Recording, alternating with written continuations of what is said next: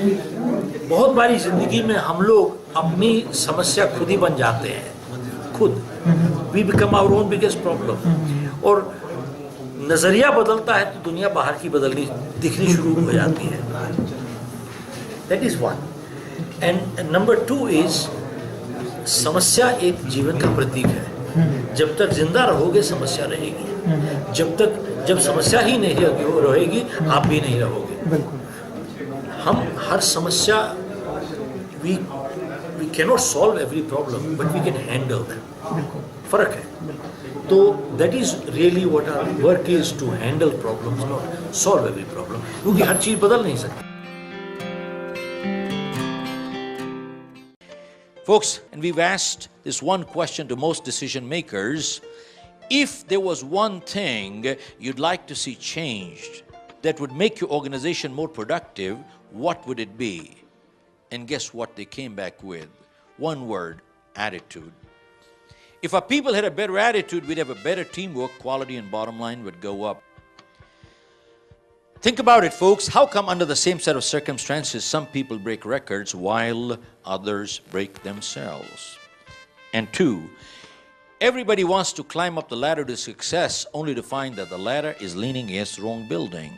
So what we're saying is success is important, but without fulfillment, it's empty. That's like good looks without goodness. They become irritating after some time.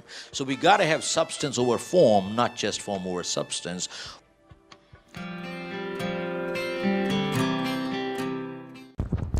Well, you keep hearing, especially from the new generation today, don't work hard, work smart.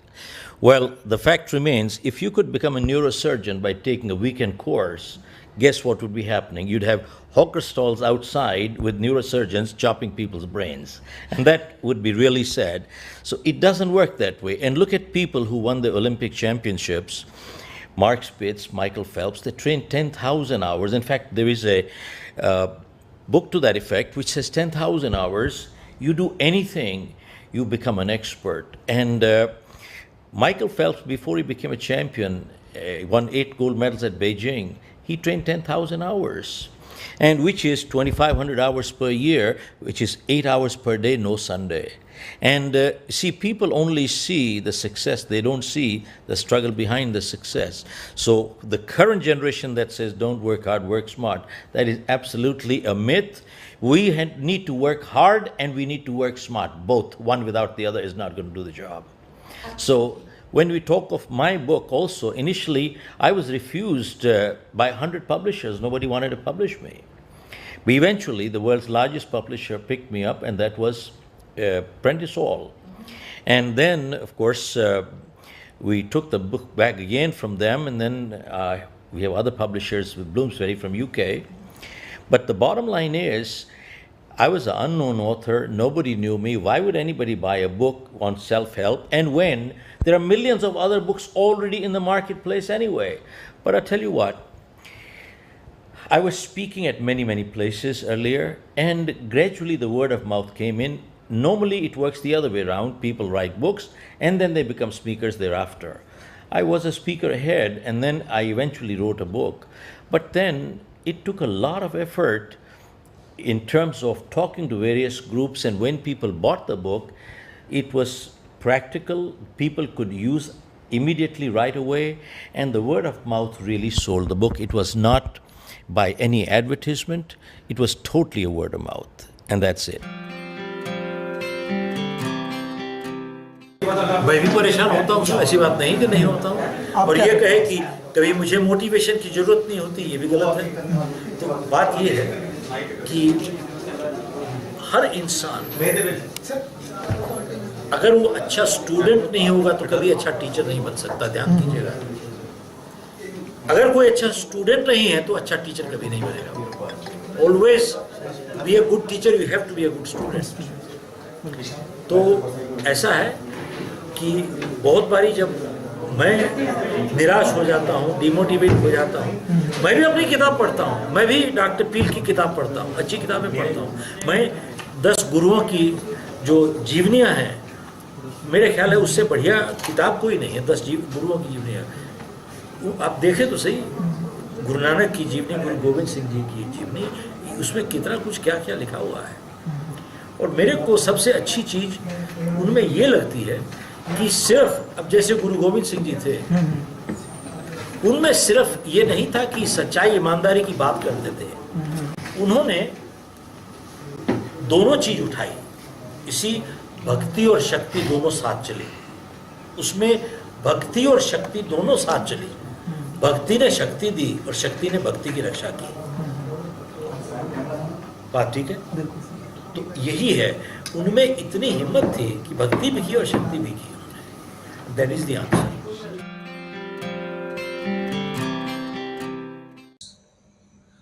Why people skills? Go check out all over the world. We don't have business problems. We have people problems.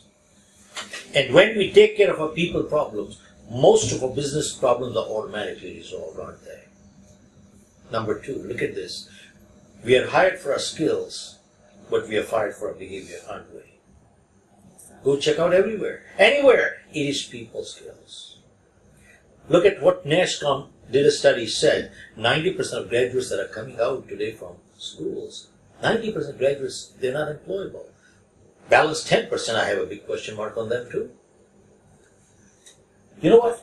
What's missing? What's missing is people skills. They're good at accounting, good at attitude is butcher. Today's graduates that are coming, values don't exist. That's another issue. And since they have a piece of paper called MBA, the expectations are so high, they all want to start as CEOs.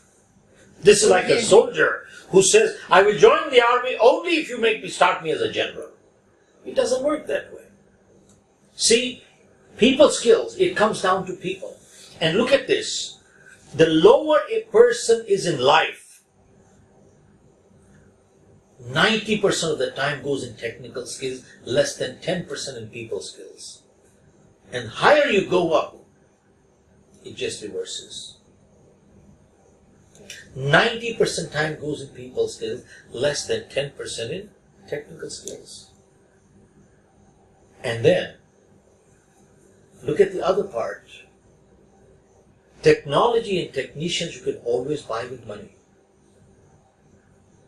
But the wealthiest person in the world must build and create relationships.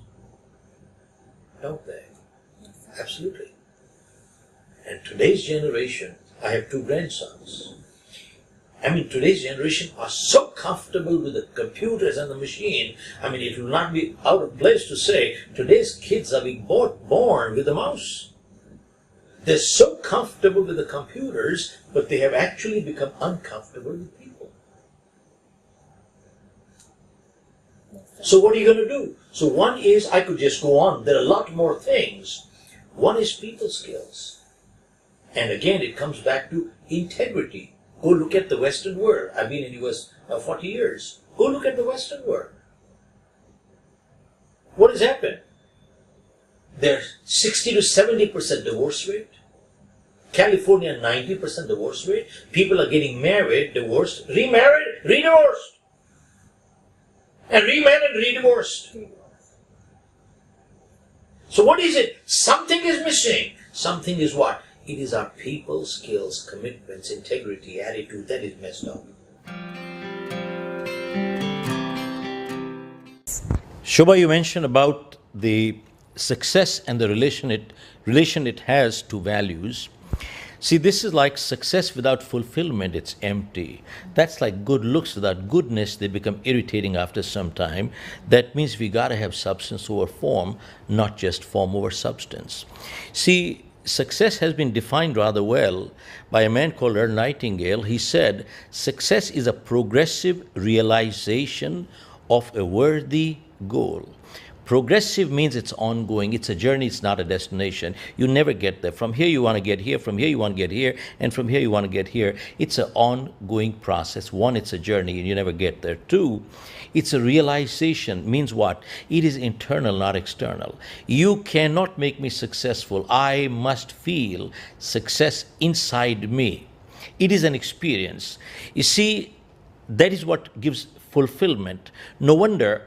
See, what appears success many times externally may be total emptiness internally. That's why you find people like billionaires like Elvis Presley, Marilyn Monroe, Michael Jackson go on drugs and commit suicide. Why would they do it? You know why? The world looked at them as successful. They felt empty inside, so they took their own lives. So, really, bottom line comes down to it is really our values that make us live with ourselves first and then with the outside world. And folks, one thing that we find that differentiates us is invariably you hear people telling others what to do. We take a different approach. Our approach is, why don't you? Because we believe most people already know what to do. If you ask a person on the street, they'll give you all the right answers. Ask them, are they doing it? Probably not. So what's missing is the motivation. Now the question is, can we motivate people? The answer is absolutely not. But what we can do is, we can inspire people to motivate themselves, but we cannot motivate them. Why? Folks, motivation is action. I can't act for you. You got to act for yourself. But inspiration is thinking. When thinking changes, it starts reflecting in behavior, doesn't it? Which is more lasting, more permanent, and that's what people are looking for, aren't they?